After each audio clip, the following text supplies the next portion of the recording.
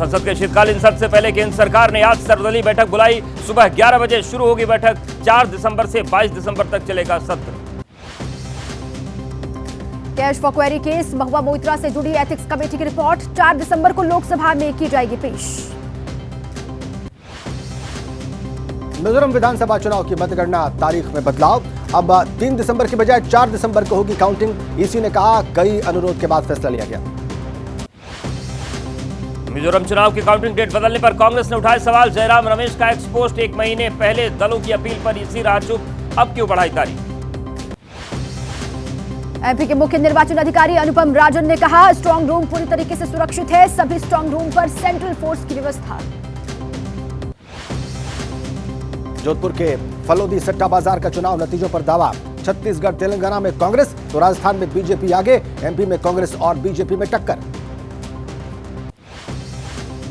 चुनाव नतीजों से पहले कई राज्यों में एक्शन में बीजेपी नेता। राजस्थान में राज्यपाल और आरएसएस नेताओं से मिली वसुंधरा। सूत्रों के मुताबिक आलाकमान से मिला वसुंधरा को संदेश। सूत्रों का दावा बीजेपी आलाकमान से मिले निर्देश पर फुल एक्शन में वसुंधरा राजे। इनमें निर्दलीय और दूसरी छोटी पार्टियों के विधायकों से संपर्क भी शामिल। बीजेपी अध्यक्ष जेपी नड्डा का एमपी दौरा। चुनाव नतीजों से पहले ग्वालियर में शिवराज के साथ सिंधिया परिवार से मुलाकात की। दतिया के पीताम्बरा पीठ मंदिर में पूजा की। केंद्रीय मंत्री फग्गन सिंह कुलस्ते का दावा एमपी में बीजेपी सरकार बनना तय। शिवराज के खिलाफ थी सत्ता विरोधी लहर, इसलिए सामुदायिक नेतृत्व में लड़े चुनाव। एग्जिट पोल को लेकर कमलनाथ का एक्स पर पोस्ट लिखा। कांग्रेसियों को निराश करने के लिए एग्जिट पोल में कांग्रेस को हराया। निराश ना हो, निष्पक्ष मतगणना कराएं। एग्जिट पोल को लेकर राजस्थान कांग्रेस अध्यक्ष गोविंद सिंह डोटासरा ने एबीपी न्यूज से कहा गलत साबित होंगे सर्वे। राजस्थान में बनेगी कांग्रेस की पूर्ण बहुमत की सरकार। विधानसभा चुनाव के एग्जिट पोल पर कांग्रेस नेता केसी वेणुगोपाल ने कहा हमें पूरा विश्वास, सभी 5 राज्यों में कांग्रेस बनाएगी सरकार। एग्जिट पोल्स पर पंजाब कांग्रेस अध्यक्ष अमरिंदर सिंह राजा वंडिंग का बयान। एग्जिट पोल से लग रहा मोदी सरकार की लहर की दौड़ खत्म। बिहार आरजेडी अध्यक्ष जगदानंद सिंह ने कहा कांग्रेस की जीत इंडिया गठबंधन की मानी जाएगी जीत। एग्जिट पोल्स की विश्वसनीयता हो चुकी है खत्म।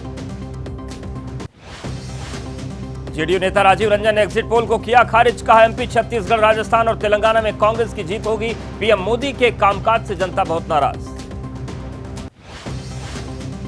विधानसभा चुनाव के एग्जिट पोल पर केंद्रीय मंत्री हरदीप सिंह पुरी ने कहा ये सिर्फ एग्जिट पोल्स हैं, 3 तारीख को नतीजे आने पर बात करेंगे। राजस्थान बीजेपी के नेता किरोड़ी लाल मीणा का दावा गहलोत सरकार के 95% मंत्री चुनाव हारे। पूर्वी राजस्थान में बीजेपी को मिलेगी करीब 22 सीटें। राहुल गांधी का केरल दौरा। कोच्चि में केरल महिला कांग्रेस के सम्मेलन में उद्घाटन किया। कहा कांग्रेस ने पहला महिला प्रधानमंत्री दिया, बीजेपी आरएसएस नहीं करते महिलाओं का सम्मान। केरल के कोच्चि में मलयालम दैनिक अखबार के कार्यक्रम में बोले राहुल गांधी। कहा कॉर्पोरेट मीडिया चाहे जो कुछ कहे, सच्चाई ये है कि भारतीय एक दूसरे से प्रेम और सम्मान करते हैं। कांग्रेस सांसद इमरान प्रताप गढ़ी ने एबीपी न्यूज से कहा हमने जनता को बताने की कोशिश की, ओवैसी वहीं से लड़ते हैं चुनाव जहां से हो सके बीजेपी को फायदा।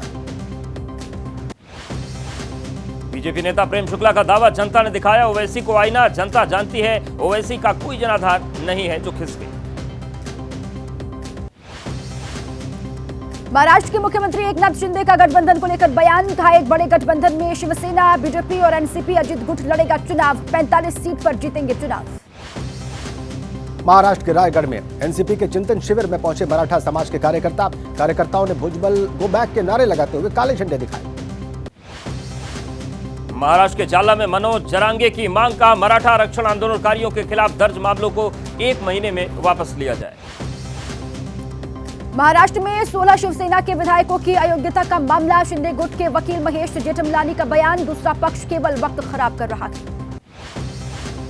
अयोध्या दौरे पर रहेंगे सीएम योगी और केंद्रीय मंत्री वीके सिंह। राम जन्मभूमि और हनुमानगढ़ी में करेंगे दर्शन पूजन। श्री राम इंटरनेशनल एयरपोर्ट का करेंगे निरीक्षण।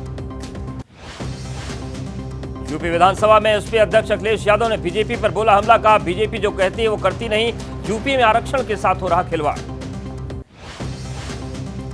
यूपी विधानसभा में सीएम योगी ने कहा यूपी में 2017 से पहले थी अराजकता और भ्रष्टाचार का माहौल। आज नए भारत का नया उत्तर प्रदेश है। यूपी में तेजी से हो रहा है विकास।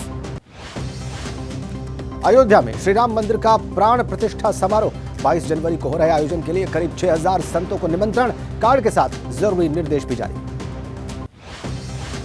अंतिम चरण में अयोध्या में बन रहे श्री राम एयरपोर्ट का काम, एयरपोर्ट के डायरेक्टर ने कहा जल्द शुरू हो जाएंगी उड़ान। उत्तरकाशी के सुरंग में फंसे श्रमिकों के घर पर जश्न का माहौल, यूपी से लेकर ओडिशा झारखंड तक परिजनों के चेहरे में खुशी दिखाई दी। घर पहुंचने पर श्रमिकों का जोरदार स्वागत किया गया। यूपी के श्रावस्ती में उत्तराखंड के सुरंग से बचाए गए 6 मजदूरों का स्वागत। 4 महीने पहले जिले से सुरंग में काम करने गए थे 40 लोग, 17 दिन सुरंग में फंसे रहे थे 6 श्रमिक। दिल्ली के राइट माइनर्स की उत्तरकाशी टनल ऑपरेशन को सफल बनाने में अहम भूमिका, सीएम केजरीवाल ने की मुलाकात। दिल्ली जल बोर्ड के लिए काम करते हैं सभी लोग।